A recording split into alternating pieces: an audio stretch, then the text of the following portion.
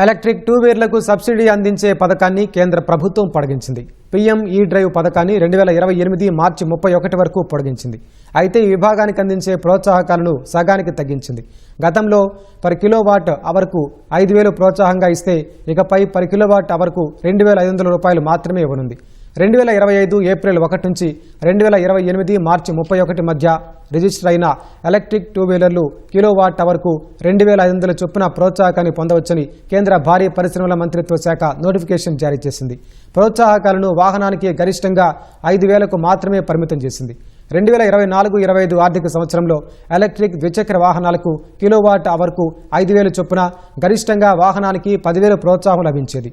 ఈ ప్రోత్సాహాన్ని పొందడానికి ఎలక్ట్రిక్ ద్విచక్ర వాహనాల గరిష్ట ఎక్స్ ఫ్యాక్టరీ ధర ₹1,00,000గా కేంద్రం నిర్ణయించింది. ఈ విభాగానికి భారీ పరిశ్రమల మంత్రిత్వ శాఖ 2,767 కోట్లు నిధులు అందించనుంది. 2024లో ఏప్రిల్ 1 నుంచి అమలు చేస్తున్న పీఎం ఈ డ్రైవ్ పథకం కింద వివిధ విభాగాలకు 11,900 కోట్లను కేంద్రం కేటాయించింది.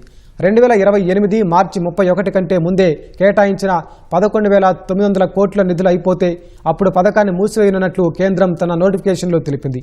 సబ్సిడీ క్లెయిమ్లను సమర్పించడానికి చివరి తేదీని 2027 డిసెంబర్ 31గా కేంద్రం నిర్ణయించింది.